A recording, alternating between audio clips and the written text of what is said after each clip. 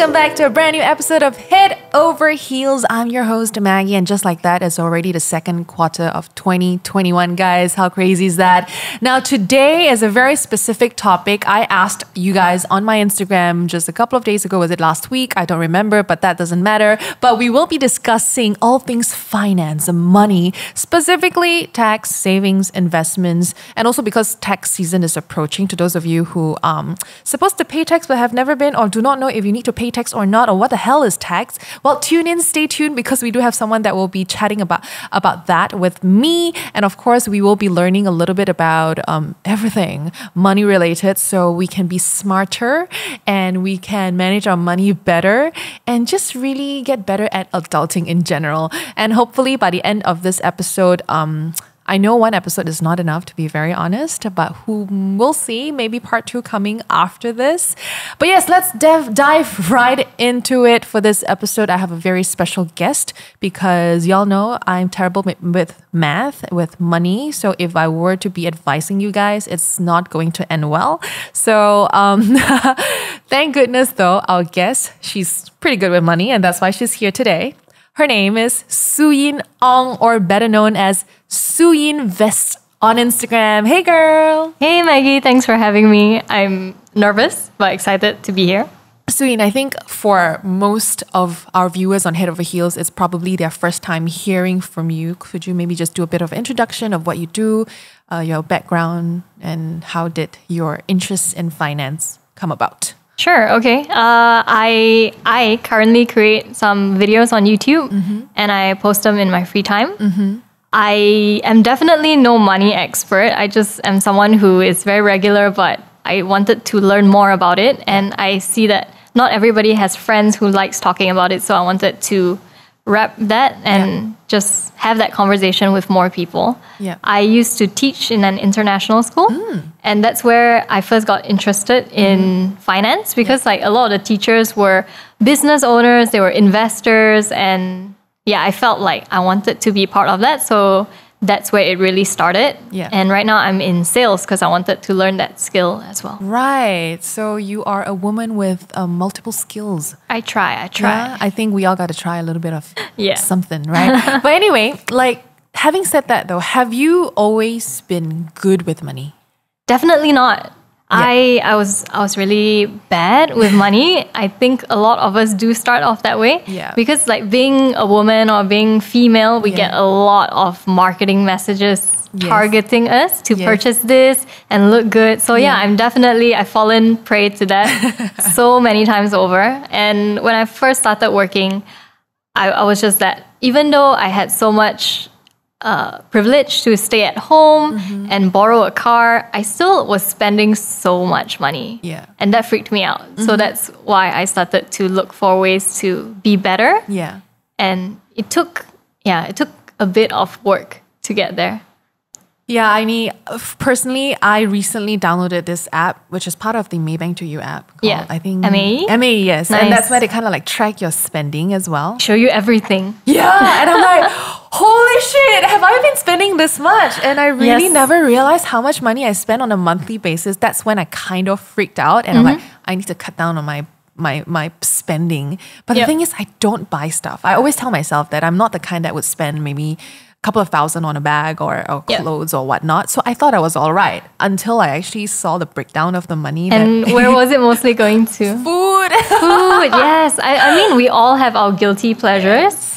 And, you know, like even buying groceries online and things like that, it adds up if we're not looking at it. I spend a lot on groceries. Like I don't think, I just buy. I can relate. I'm a natural spender. So I still have a lot of those habits. Well, hopefully by the end of this episode, we'll all be able to learn a thing or two about managing our finances better. But before we get to that though, I know tax season is approaching. Yes. And I will have to tell you guys a personal story of mine.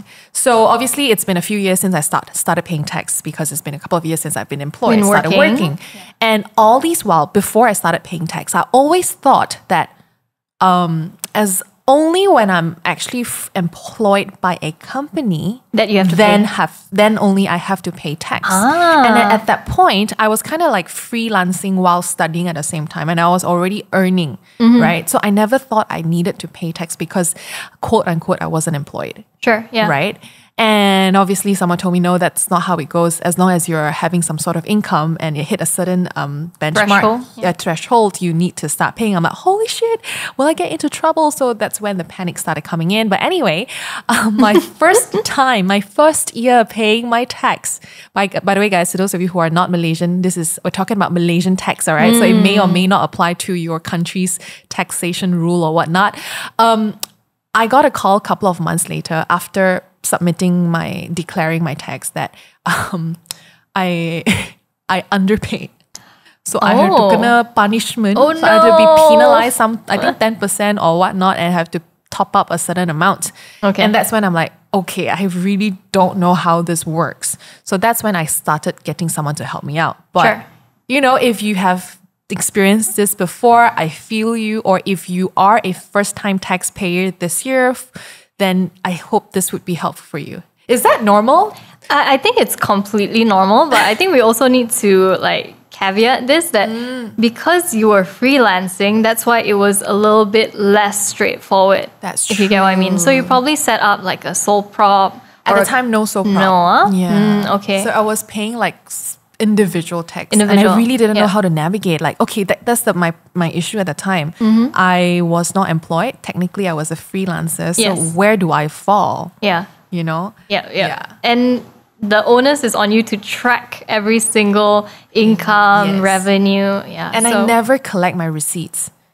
Ooh, At the time, I never do. I just You must have been scurrying that year. Yes, I was scurrying, and I was just like, does anybody has any receipt that I can just use? Because, receipts is quite general, right? Yeah, I had zero receipts. So that's why I guess that's where the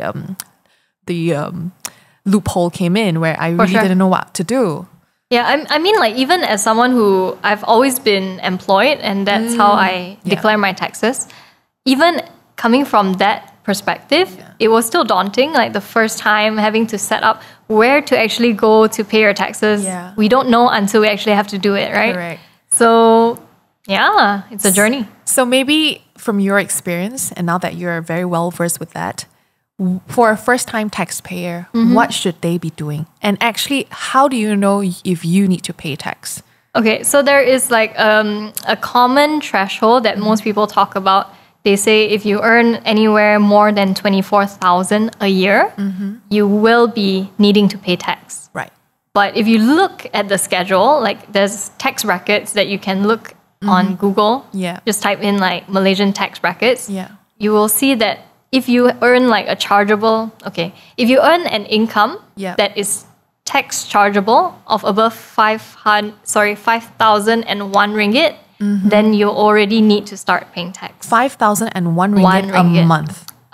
In a year. In a year. Okay. So they always look at in a year basis. Okay. So that is that amount. All right. But when it comes to taxes, it's always about chargeable income.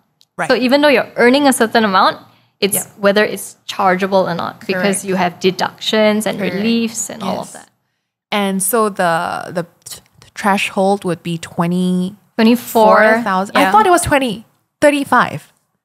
24,000 is and above. The consensus. Okay, understood. Yeah. And someone actually asked this question, and I mean, obviously, I don't have tax, so I don't have stocks, so I wouldn't know. Okay. Do you need to declare your earnings from stocks as income? Yes. This question is very common, right? Yeah.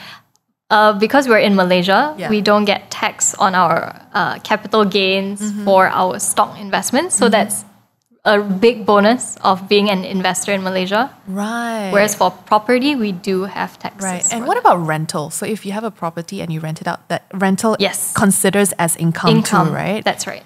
Right. Okay. So there are so many things that I guess at that time when I was my first time paying tax, I didn't know what to declare and what not to.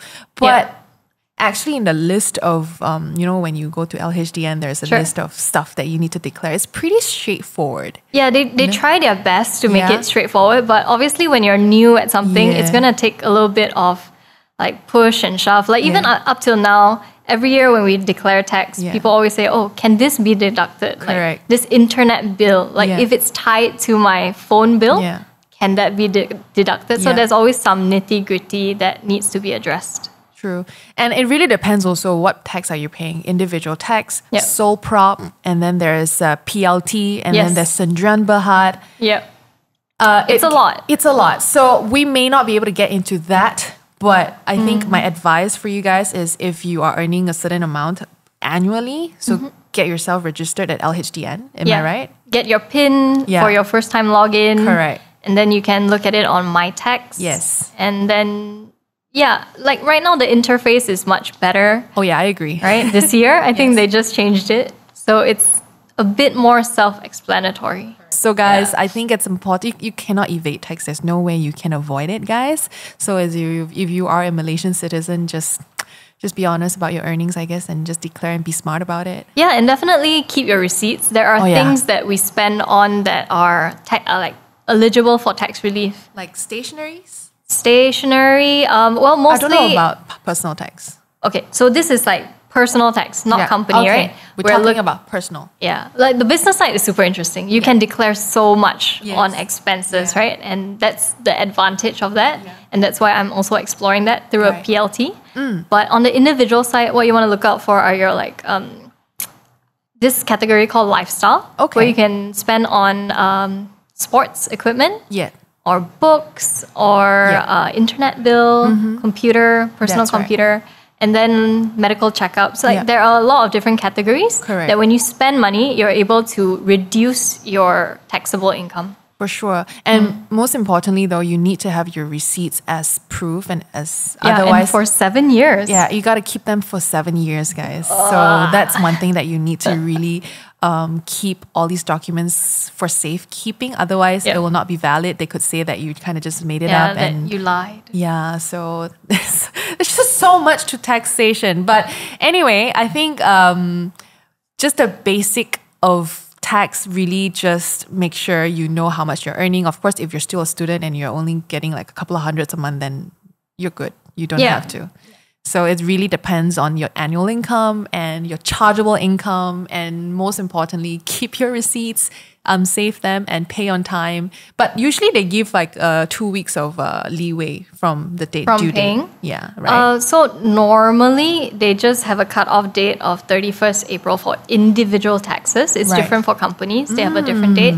But I think last year and this year they do have an extension period. Right. But like what I was saying earlier to Maggie, if they owe you money, just submit and get that money back. Yeah. If you owe them money, just make sure you pay on the right dates and make that tax holiday work for you. That's right. And I hope that gives you a little bit of insight when it comes to tax.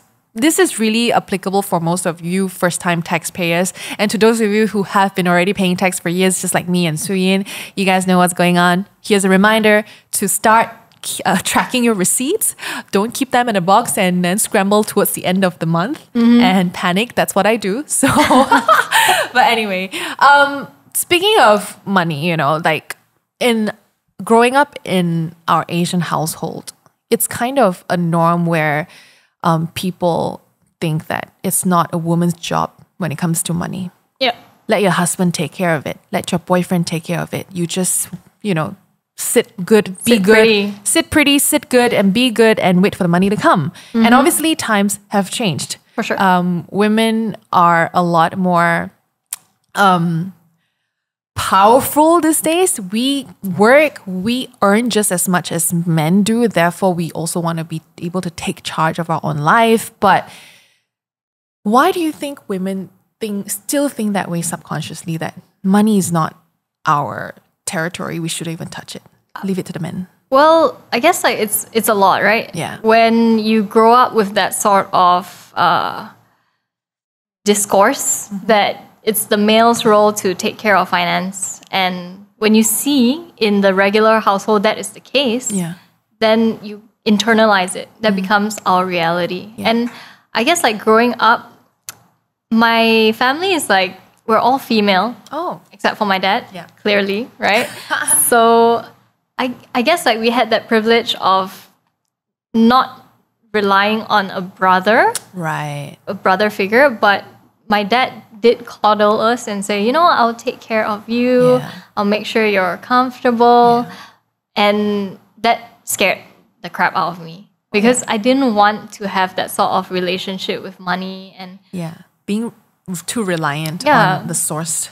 right, being dependent. Yeah. And I guess I was very lucky because my mom, she had to give up her career to raise us because she had very difficult pregnancies. Yeah. And because she had that experience, she was always saying, you know, you need to have your own career because if you just leave everything up to your husband, your partner, you're never going to feel fully secure. And then, you know, the relationship might be going great, but if you have arguments, sometimes tough things come out and say like, you know, the money isn't yours. It's true. I think not just that, even in relationships, not just marriage. And nowadays, couples kind of move in together with the other party, even before marriage, right? It's like now a norm. And if you're not contributing, you don't really have much of a say. And it applies the same when it comes to marriage. Yeah, it's a power struggle. It is. It becomes one. It is. And it sucks because I do remember growing up, I was told to marry a rich man so that I don't have to worry about life anymore. Yeah. But obviously things changed when my mother and my dad kind of like, you know, separated. That's when my mom told me and my sister to make sure we have money on our own to fall back to and never, ever, ever rely on a man too much. When obviously things only change when things happen. Right. But it's tough. It's tough. So from a very young age, I was already told to save money. Always make sure you have savings. Never let your savings go dry. Nice. So that's what I grew up with. Yep. But the thing is, that's all I knew. Yes, and that's the thing that they tell us females. They're like, Correct. you need to save. And then we get very good at it to the point that we just hoard. Correct. And we don't know what to do with it next. Exactly. So I think it is so important to notice what people are telling us and to see whether that will sit right with us. Yeah. So like if savings is just what we can do, that's just going to limit us in the future. Exactly, which brings me to this point. We talked about tax a little bit. Now, really, the next pillar of conversation is savings. So a couple of days ago, I asked you guys, my listeners, followers on Instagram, this question: how do you save your money and what do you do with your savings? Such a simple question, but the amount of responses I got, it was really interesting to see how like different people really do have different ways of managing savings. Some say they don't save because they don't earn enough to save. Yeah. Some say by not touching at least 10% of my income, no matter what, and invest in stock market. Nice. Some said apply the 50, 20, 30 rule. I see this a lot. We can talk about that later. Yeah, it's a system. Yeah. And then some said transfer 30% to another account, and after it accumulates for something, and I put them into FD. So FD is also a very common response. I personally have FD. Yeah, and that's I have them too. all I have. So I have savings and a bit of FD, which I kind of put in many years ago, never touched it since, but the return is really low, right? Yeah, it's getting super low. And also I have this response for somebody that said, since freelancing, I pay myself a fixed salary every month. Ooh, go girl. And yeah, exactly. Anything above the fixed salary gets put into savings and StashAway. And also, someone said, I have 2 bank accounts, one for saving, one for spending. And most of them just put them in a bank and let them hoard, like what you just said. Yes. So that's why we have you here. Sure. I'm pretty sure those are some of the very common responses that you have heard and you've encountered. Yep. So what exactly is the golden rule when it comes to savings? Well, I heard a lot of great things there. Yeah. People are doing right by themselves. And I think it is super, like you can tailor it to what you want. But the hard and fast rules are always save 10% of your income, at least. 10%. Yeah, that's the minimum. And then you'll hear people saving ridiculous amounts. And like the FIRE movement, where they want to be financially independent and retire early. With the option to retire early. Okay. So it's a belief where they go super frugal. They live really frugally and they invest as much as they can. Right. Yeah, so there are a lot of schools of thought. Yeah. But I think like just starting with that, save 10% of your income. That's the best first step. Right. And then from there, you realize, oh, okay, I can actually save more. Yeah. Because when it comes to savings, what we find is that we're very good spenders. And if you want to look at it in the perspective of the full picture, just put down your inflow, which is your income, and all your outflows. You can like just go to town. You don't need the numbers specifically, but you can just write down every single thing you spend money on. Like just list them down, right? Yeah, just list them down, and you'll see that your inflow is like 1, maybe 2 if you're lucky, and your outflow is like massive. Yeah, it's true. That's me. Yeah, so that's me too. So it's about readjusting or like re-optimizing your expenses to see, are you really spending on the things that matter to you, or are they just disappearing without any meaning?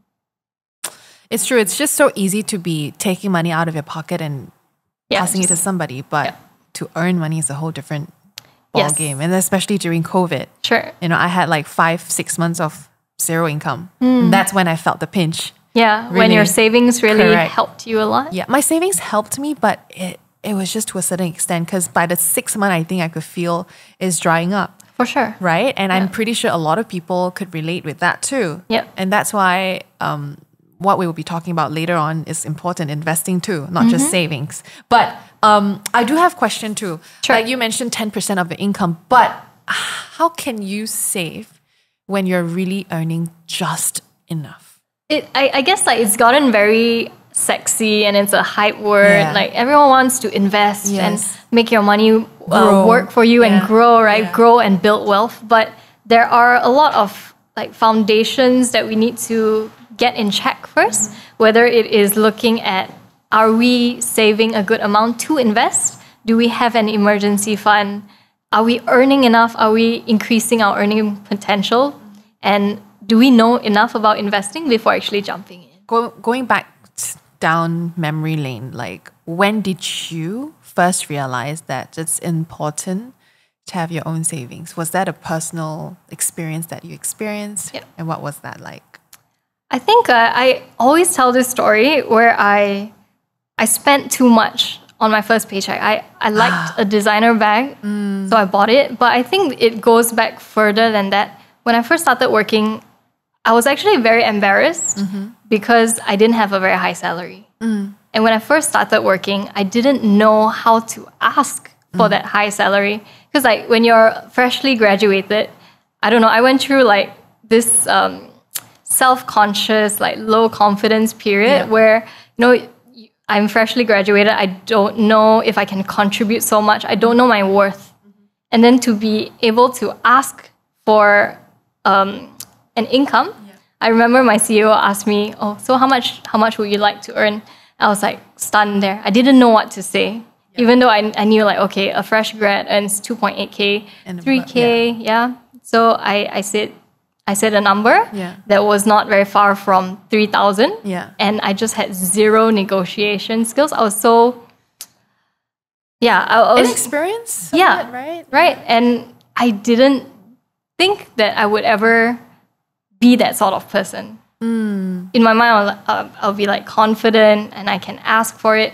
But no, that's not how it went down. So I started off with a low base pay. And then progressively, I was spending quite a lot. So I felt like, okay, this is not going well. And that's when I started to shed some of this shame. And I started talking to my colleagues and asked them like, oh, okay, so what was your experience like? Even if they are comfortable, like I asked them, how much are you earning? How do you earn more money? How do you grow that money? Because it seems like the conversation about how much you earn seems like a sensitive topic. Right, I don't know about you, but I do remember being on an interview once and someone asked me, can you share with us how much you earn? Ooh. And I do get that quite a bit too. Even with me asking how do you save your money and all that, I get people asking me back, how much do you earn and what do you do with your money? And personally, I do find it a bit uncomfortable to be sharing that information, but sometimes you can still share without giving the exact amount, right? Right. Yeah. There are ways around it, right? Correct. And I think just growing up, we were told that it's rude to ask people about these type of questions. So we've kind of like taken that to heart. And we can see it. Like, there's discomfort when people are talking about like, like say if you told me how much you earn and if I didn't earn that amount, I would feel like, man. what am I doing wrong? Yeah. But progressively over the years, I've been a bit more open with my friends. Yes. Obviously not to the public, You right? don't go telling everyone, I don't go "Hey." telling her, I'm earning $500 million. No, you don't do that. But I've come to become a bit more open, especially with my friends, especially with my partner. I'm very transparent with my partner and we are very transparent to each other. But I remember my parents weren't really like that. Like it was very like hush hush. My money is my money. You don't touch my money unless it's our money together. Sure. And speaking of relationships, actually, when savings in a relationship, do you think couples, married couples, I guess, should have a shared savings? Ooh, so this is contentious for me because I'm moving in with my boyfriend. Yeah. We're renting a place. So this is like a whole a whole new landscape for me. So I'm inexperienced right now. But ideally, I would like to have a component of our money being shared. Because like if you're living together, you're going to have household expenses. And I think it is important to, one, have your own money as like individuals, but also find ways to share the money. Yeah. Especially for expenses. Yeah. Yeah. So it's, I don't know. I'm looking forward to that. I'll update you. Oh, it's your first time? It's my first time. Yay. It's going to be exciting. Speaking for experience. I know. Yeah. Did you ever fight about money? Yeah. Okay, wait. We are pretty transparent. Like, if it's something that both of us use, then we'll just split it. Sure. Obviously, stuff like rental also will split it because we own it equally and we're pretty equal in that way. Also, like my earnings are my money, obviously, but if it's something that's ours, then we'll just split it equally. So we never actually argued much about money. That's a good. Yes, now that I think about it, I never thought about it. Thank you for the question. We never really had big arguments about money, but I guess it's a different story if we were to, I guess, buy a house. Yeah, that's for the future, future story. Future story. But for now, we're still renting. So far, okay. Yeah, but we were very transparent from the start. Yeah, it's important. I think money talk's very sensitive, and I come from a broken family, and money was such a big issue, you know, and it's tough, and I don't want that to be a part of my relationship now. Yeah, and it sounds like you've already overcome that by being so transparent and communicative. Correct. And it helps to be transparent, to talk about money with my partner straight up. Like, you know, what's going to happen if we do move in? So this happened before we moved in. Sure. Right? Not like when we moved in, okay, now what? Yeah, I think that might be a bit too late. So that's a bit of advice personally, that I think money matters should be spoken about. And don't just assume. Because you can never know what your partner thinks. You're going to get surprises. You're like, oh, surprise, I have a lot of money in credit card debt. Yeah. Who knows? I think it's important to know where your partner stands financially. You know, you can have your savings, sure. What if your partner doesn't and end up needing you to be supporting expenses? This is really like, I'm pretty sure there are people who go through that. And that's when the stress comes in and fighting about money. Yeah, so for me personally, before I get into, not to say that I need to know how much you earn so then I'll get into a relationship with you, not so much that, but like, you know, as we mature in a relationship, we do have conversations about our financial stability. Yeah, I would want both of us to be financially stable, to be able to do it together. Yeah, otherwise it would be very, very rocky. For sure, yeah. I remember when I was younger, my mom was always saying, you need to date someone who has a very similar financial background with you. Or better. She's like, yeah, that's the best scenario. But, you know, like after dating and like going through different relationships, there is some truth to it. But at the same time, I think it's about how they manage their money that we need to find out. That is more important than what cards you were dealt with in the first place. Yeah. I think I got lucky that in my relationship, I'm the one who's shit with money. Oh. Yeah, I am not that great. Like sometimes even when we split, I don't remember how much he owes or how much I owe him. He needs to be tracking and really reminding me. So I'm thankful that Joseph is pretty on point with his money. And he's very honest with me. Aww. So he's like, no, this is what, and that's what. Oh, great, thank you. So that's very helpful. And I am lucky in that sense. But don't worry, it's like when you're shit now, Yeah. you only get better. It's true. So Everyone that's why starts shit, right? Yeah, and that's why I really want to learn to manage my money better. Sure. And going back to savings, guys, what happens if you hit your goal? For instance, let's say 100,000 ringgit. Ooh, saving 100,000. That's big news. Is that big? Okay, fair. Yeah. Maybe this is from someone who told me. Oh, that's great. Yeah, 100,000. Okay, let's just say 100,000. You've hit 100,000 after say X amount of years. What's next? I Do think you add on another 100,000 or? that's where the misconception is, like when you're saving, you need to figure out first, why are you saving? What is it for? It's always about starting with the end in mind. Yeah. So then you actually get a sense of what it's all about. Yeah. It's like if you're going through life just doing what people are telling you, oh, you got to get married, you got to get a house, you got to have 100,000 in your bank account. You will do all these things and check them off the list. Yeah. But then once you get there, you're like, Now what? yeah, what's next? And what did I do all of this for? Yeah. Yeah, so for me, when I save, Yeah. it's always for a purpose. Right. And I talk about this a lot in my videos. I'm a big fan of this thing called the bucket system. Yeah, tell us more about that. Yeah, it's like you are saving for particular purposes.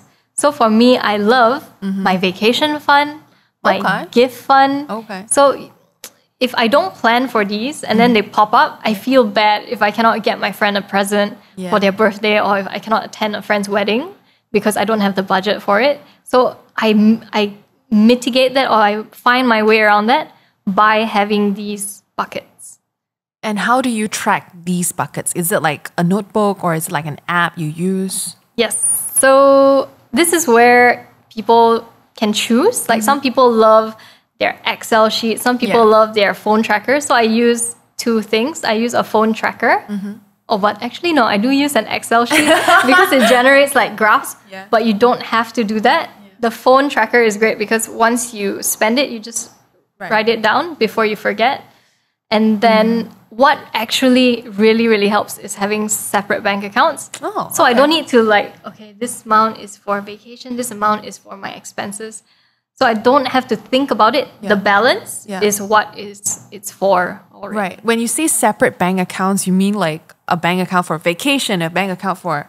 Yeah. Are you serious? I literally Oh my gosh. open many bank accounts. It's not for everyone. Yeah. It's not. I was going to say, someone said she has two. One for savings, one for expenses. Yes. So for you, you're under the umbrella of your expenses, you have multiple accounts just to keep track. Yes. Wow, that's the first time I'm hearing this. I might just take that up. I don't know. It might work for me. Because You can try. Like you never know until you actually test it out. Yeah. And what I like about it is I don't have to look at the Excel sheet to say, oh, I can only spend this amount. Because it's already in a bank account, Yeah. how much that's left. And it's kind of like motivational. You're like, oh, okay, that amount's growing. Yeah. I can do something about it. Okay, when it comes to debit card though, then you have multiple debit Oh, cards okay. too? So let's. Sorry, I'm just like No, breaking no. down her thoughts. No, that's great. So in order to open, like say, 2 accounts with Maybank, for example, I needed 2 debit cards. Yeah. So I could open, let's just say, a Maybank to use savers online, and I could open another savings account called Premier Savings or something like that. And then when I went to the bank, I said, can you separate these 2 bank accounts for me? I And didn't know you can do that. yeah, like it's very interesting. So under the one account, you can have different. Yes. So let's say you have just a Maybank savings account. Correct. You can apply for a separate bank account. Like a sub account. How many can you open up to? I think the max I tried was 3 within Okay. Maybank. Oh, that's interesting. Yeah. Oh. And like different banks will have different products as Yeah, well. So for like sure. OCBC, I could open 3 as well. That's good info. Right. And that helps you to track your spendings. So like every month you kind of like allocate X amount of money into Yeah. each account. I'll and- do a percentage. So like I said, I was staying at home. I have very little expenses. Yeah. I'll put 50% Yeah. in investments. Yeah. That's not happening next month anymore. I'm just saying. But it was good while it lasted. Yes, And then I'll put like 30% max in Yeah. daily expenses. Yeah. Oh, and I also set up an account for splurging. like treating yourself. Yes, because retail therapy. Yeah, or right? like just something you want to treat yourself Yeah. to feel good. Yeah. Because if you're just saving and saving, it Yeah. just feels endless Yeah. and it sucks the fun out of it. That's me, honestly, guys. Like I save and that's all I do. And I feel like when you mention about your intention behind your savings, what are you saving for? Personally, now that I kind of like think about it, I just don't want to be broke and have zero money in my account. That's all. Right? So what you're doing is building an emergency fund that will protect you Yeah. in case you needed it. Yeah. And then once you've done that, you can move on to bigger things like say if you want to travel the world. Yeah. Like, I mean like when the pandemic's over and we can travel, right? Everyone's itching to do it. Yeah. Then you are saving towards that goal that Right. you are working towards and that you'll achieve at some point in time. So, or like buying a house, or like having a $1 million portfolio, whatever it is, these are things that we can make more concrete. Yep. And I think the common fear when it comes to money is that you need to see the money in your account. Yes. If it's not in your account, if it's in a form of, say, a house you invested, you feel like you don't have money.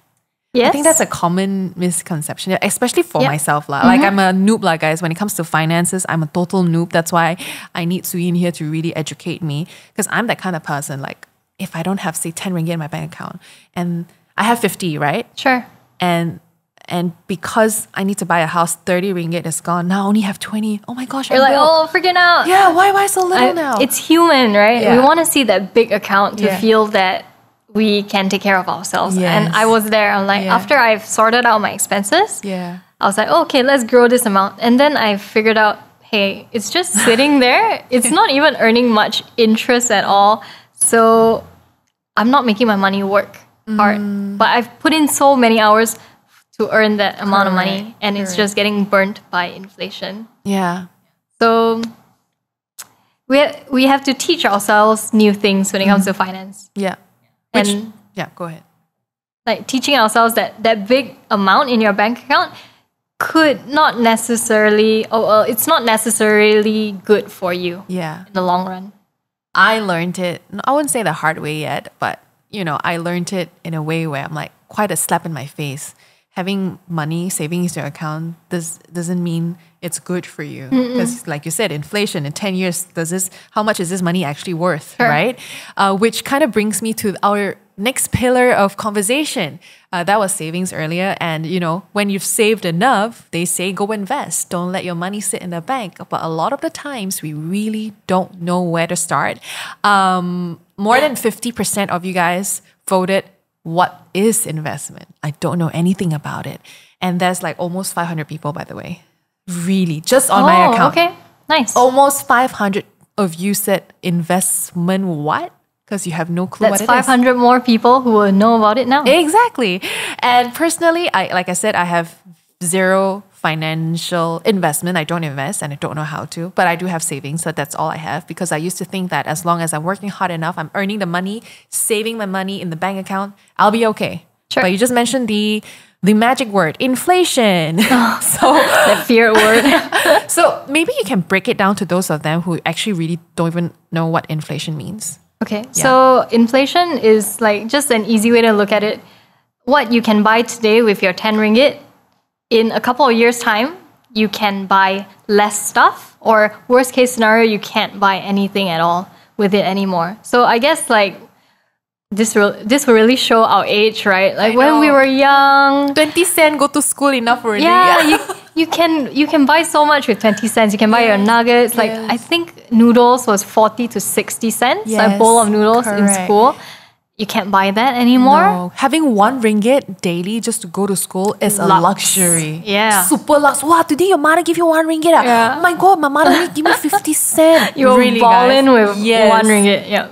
Yeah. Oh man, So now that I that's think about inflation. it. Inflation, guys. 1 ringgit today, I can't even pay for my parking ticket. Let me tell you that. Yeah, man. $2, $3. I know. Go Pavilion is $15, okay? Oh yeah. I got shocked. There was one time I had a shoot for an entire day at an hotel and my parking was 40 ringgit. I'm not even kidding. Like, there goes my income. Hello. Yeah. But yeah. So of course, the common fear when it comes to investing really is based on what you guys have shared with me as well. So thank you so much for sharing.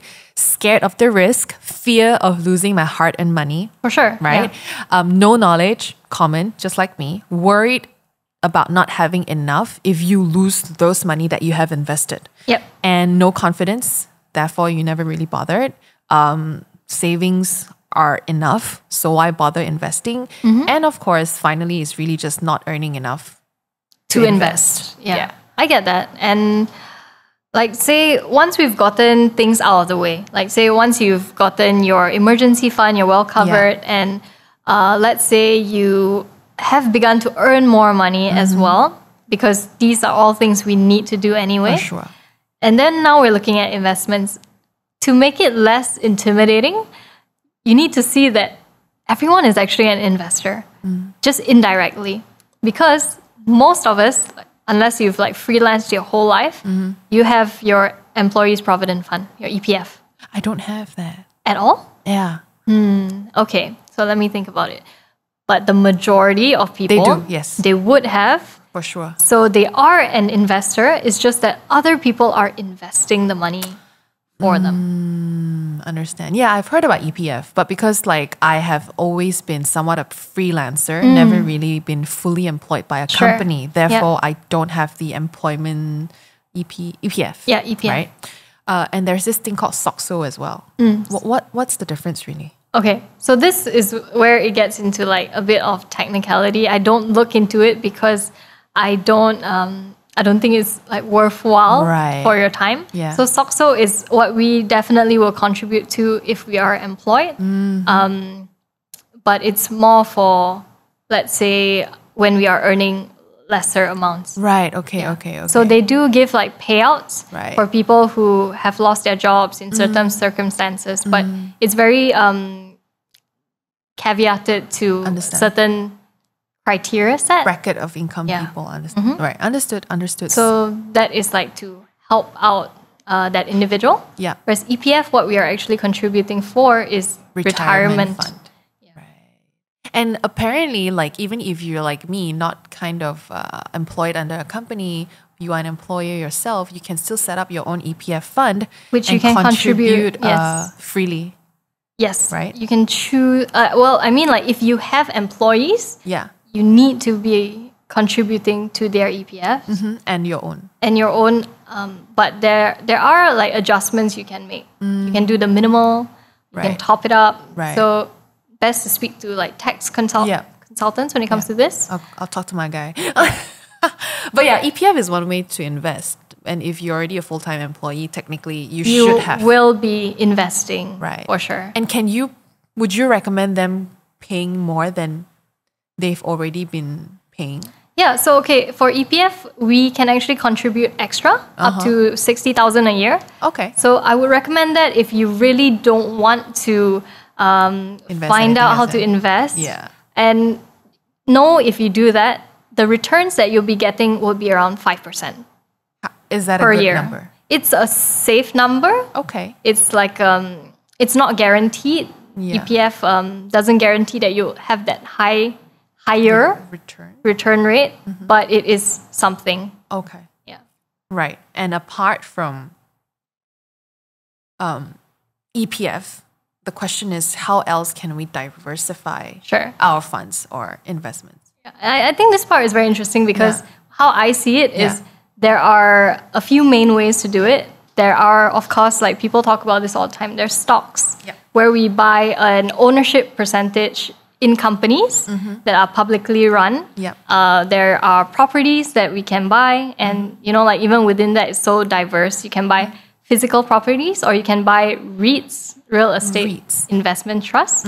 So you buy them like how you buy shares, but you'll have these proper companies running a business of properties, and they collect rental income. So if you don't want to own physical property, that is an alternative. Running a business is a big investment class as well, and this is the preferred investment class because the cash flow can be very good. Yeah. Whereas like if you're investing in stocks, you need to sell them. Yeah. It's slower. Or if you're collecting dividends, it's not every month that you will have a dividend. Yeah. So that, and then you have alternative asset classes. There's cryptocurrency. We cannot avoid talking about that, right? For sure. And there's like collectibles, like people collect sneakers, figurines, Bags. art, bags, wine. Okay, I never saw investment in that form. Yeah, like anything that you can put your money into that will grow and appreciate in value over time or give you some form of income. That's an investment. For sure. And like even within that, there are so many different strategies. Like even if you're a stock investor, you can be a trader and you can be like looking at a screen all the time, looking at charts. Or you can be an investor that just looks at the business as a whole and they look at the numbers, but they're not so inclined to look at the screen 24/7. Yeah. Right. Now, that's good to know because I've always thought when it comes to investing, it's just stock. I mean, obviously there's property, but I've heard stories where, the value of the property kind of decline instead of increasing as well. So there are cases like that. So that's a risk there. So before you even buy a property, you really need to really read the room and learn not just about the property, but what's around surrounding areas to see if it's going to really work for you and your money, right? But before we even invest, what are some of the important questions that's important to ask, to know? Okay. Why are you investing for? Again, starting with that. Are you investing for retirement? Are you investing because you're going to need the money for a wedding or something in the near future? Again, do you have your emergency fund? Because you don't want to invest and then suddenly something happens to you. And then you have to pull your investments out, maybe at the wrong time. Yeah. And it's just like a bad experience, a shit show. Yeah. And then you get scarred from that. What else would I ask myself? What kind of investor do I want to be? What kind of lifestyle do I want to have? Is important when you are choosing what investment classes you want to look into.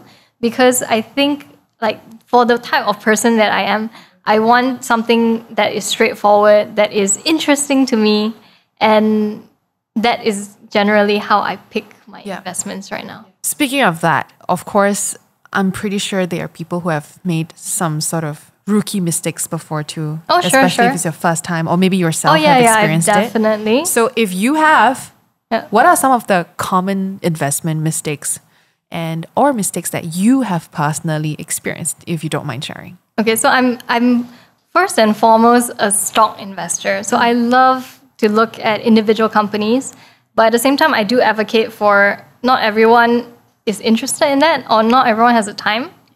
So you can choose to use platforms like StashAway where they're like investing broad-based.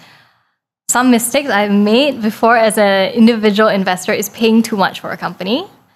Too much. Yeah. So like investing too much. Like when you see this company, like you think, oh, this company is the shit, right? Like you really believe in it, and then you're like, okay. You jump the gun a bit too soon. Yeah, you jump the gun because the price you could be overpaying for what it is in the market right now, what it's selling for, and then like months later, it could be much lower than what you pay for, and that's a very, very common mistake because sometimes we overpay.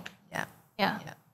And completely understandable too. Like, you want to invest, you want return, so therefore you just put in more with the risk in mind, obviously, and sometimes don't go your way. Yeah. So apart from that, what other mistakes that you or maybe people that you've encountered have experienced? Okay, so as part of the school that I was working with, a lot of them were very open to investments and hearing like projects, and you get a lot of different kinds of things that come your way. So some of them do happen to be scams, right? Yeah. And the funny thing is, a lot of people, when they know, it's a Ponzi scam, or like it's going to come crashing, it's not going to last. Like some people do know that, and they put their money in anyway, thinking that they'll get out before it crashes. That's very common. Like to allow ourselves to give in to the greed, it's human, and that's why like when we're investing, we need to know more about ourselves and how we react to things and what drives us before getting in, because it is more emotional than technical most of the time when it comes to investing. Right. And of course, you need to first have enough to invest and not just invest your entire assets into something. Yeah, right? definitely. Yeah. And they also say like diversify and not just focus on one thing. Okay, like when you're talking about that, again, there are, it's broad, right? Yeah. So you can have some money in liquid cash. You can have some money in stocks. You can have some money in properties, a little bit of money in cryptocurrency. That's what they could be meaning from diversification, like allocating bits and pieces of your money so that if, say, the market is down for stocks, maybe your property is still going okay. So that's like that saying, don't put all your eggs in one basket. Yeah, right? Timeless saying. And then like even in investing in stocks itself, you can diversify further, whether it is regional. Like if you want to invest in the US as well as Malaysia, as well as other countries, the type of companies you want to put your money into also, And what would you say is a beginner-friendly investment? Because buying a property seems like a huge commitment, right? Yeah. Like I wouldn't recommend it to someone who's like trying to invest for the very first time or just have a bit of money to do that. What, in your opinion, would that be a beginner-friendly investment? I wouldn't say property because I personally have never done it for an investment, right? And the most approachable, I really do think, are exchange-traded funds, ETFs, or a robo-advisor platform that can help you like get your toes wet into this whole investing side. Because it is broad-based. It's mimicking markets or different markets, and they will allocate for you. They diversify for you. So that's a really good entry point, and it's, I wouldn't say safer, but I think it is lower risk. No. It can be. It can be lower risk. Would you say that's pretty similar to apps like StashAway? Yes, that's exactly what it is. Right. Okay. And what are your thoughts though on apps like StashAway? Do you personally? I do. I use StashAway even though I invest in companies. I think it's great because I don't have to do the work. How does it work? Because honestly, I have no clue when you talk about what some terms you mentioned. Robo advisor. And like what? I'm like clueless. Okay, so basically, if you could break it down to someone who's like me, total noob, first time. It's like an institution, a financial institution. They're gonna take your money that you have said, okay, I'm giving you this money. You're gonna invest it for me. Right. And they show you exactly how they invest their money. They put it in ETFs, exchange traded funds. So these ETFs represent a portion of a market. It could be the American market, 500 largest companies, or it could be the Chinese technology stocks, or it could be a portion in gold. So what they do is they give like a nice pie, and they segregate the pie into many sections, and they will put what money you have across this whole pie slice. And then what they do is they take a fee, but you will also get the returns that are generated across the period of time that you're investing. So what happens is, the market will go up and down. For sure. And the prices of these ETFs will also go up and down. But in the really long run, markets actually trend. It goes up. In one direction, it goes up. So that is the idea of investing with a platform like that. Right. And when you say long term, how many years or months are we talking about? Okay. Yeah. So long term for me is 10 years. Right. Okay. So I guess like when it comes to investing, you're going to need to know what is your investing horizon. That's a good question to expect a good return or like a decent return. Right. 10 years is a long time and I haven't even started, guys. I mean, you can always start. And I really identify with accumulating information before starting because it just helps with the nerves. For sure. Just having this conversation with you, I definitely learned more than 2 things, more than 3, more than 4. And I am definitely going to look into some form of investment myself because I have really been just saving blindly with no intentions. I wouldn't say no intentions. Like, it's really my emergency fund, and that's all I save for. But it's already a really good first step as well. I guess. And I guess sometimes we like put ourselves down like, oh, I haven't done this, and like my friends are so far ahead, but we forget to celebrate where we're at and where we've come. Yeah, that's true. That's true. So to those of you who are also like me, clueless about money, really don't know where to start, I hope this episode really gave you guys a bit of context and a bit of direction on where you can head towards. And I think we talked about quite a bit of everything. We talked about tax, we talked about savings, some golden rules, and also when it comes to investment. Well, what else do I want to talk about? Is there anything else we could cover that I missed out? I think that's about it, right? Yeah, I think it's a lot to do with having conversations. That's true. It's uncomfortable as heck at the start. Super. But I think we all just want to figure money out. Definitely. And it took me a while because I think at some point of my life, I was just really struggling with money, meaning like wasn't really earning enough. So therefore, investment was never really in the picture. Not that I'm like earning $1 million right now, but like, I am a bit more financially stable. And that's when I'm really starting to realize that I don't want my money to just sit in my bank and let it not rot, but like, face inflation and shit like that, right? Wither maybe is the word. So yes, investing, or the word investment, like you said, is such a sexy word now. It's like everybody's doing it, but you really have no clue where. Well, like I said, the words like robo, like what was the ETF? ETF. I have no clue, but today now I do. So I'm very transparent with where I stand with finances. I'm not great at it, but I hope you guys learn a thing or two today. And is there anything else that you would like to share where you are right now? And what would that one golden piece of advice you would give to your younger self or our listeners when it comes to finances? I guess the awareness that everyone starts from somewhere. And it's not something to be ashamed about. No one's expecting us to just have it figured out straight away. For sure. And we're going to suck at it at the start. Yeah. And it's okay. Yeah. It's okay. Yeah, and it doesn't matter. We are actually the same age. Yeah. So I'm starting now only, guys, and it's not too late. It's never too late as long as you start, right? And with that, remember, guys, knowledge is power. So today we shared a bit of knowledge when it comes to finances, and I hope you can take that power back and do something with it with your money. And even if you're not earning enough yet, that's okay. I think I've shared this before. There was one time I only had like 250 ringgit in my bank account. 4 months. I was homeless, blah, blah, blah and shit. But it just keep working hard, keep grinding, find your way around things, and I'm pretty sure you will be able to get out of it. And of course, like I always say, take care of yourself first, because that is the best investment you can ever make. You. Sure. Yeah. Right?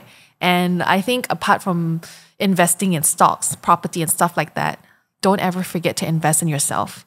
Yep. Because you can't do the rest without being healthy. Exactly. In your body, in your mind, in your soul. Exactly. Invest in your health, invest in your relationship, invest in education. If you want to learn a new skill, save a bit of money to go to that. Like for myself, I invested in my certifications when it comes to fitness, because that's what I want to learn and want to get better at. And it could be different for everybody, but what I'm trying to say is don't ever not invest in yourself. Yeah, like it's as simple as that. Be courageous to spend money or time to earn more money in the future. True, because investment is not all money. No, not at all. Like it could be time, it could be conversations, like you said.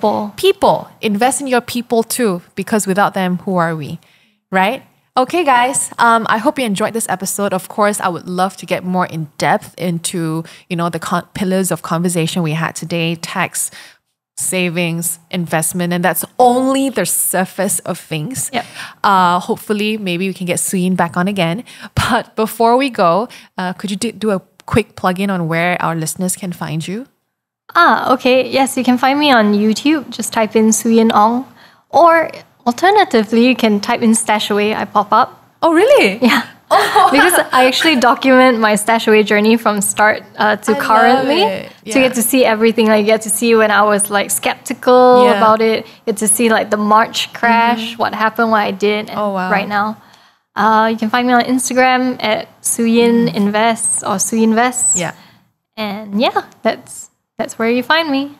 Alrighty, guys. I think we have come to the end of the episode. Thank you so much for tuning in. And if you have any questions at all, if you want to reach out to Suyin, go to her Instagram. Or if you have any ideas or things that you would like me to get her to talk about even more, drop us a DM on Instagram. We are the Head Over Heels. And till then, don't forget to fall head over heels with yourself first and always. My name is Maggie, and we have Suyin here. Thank you so much for joining us today. Thank you. See y'all.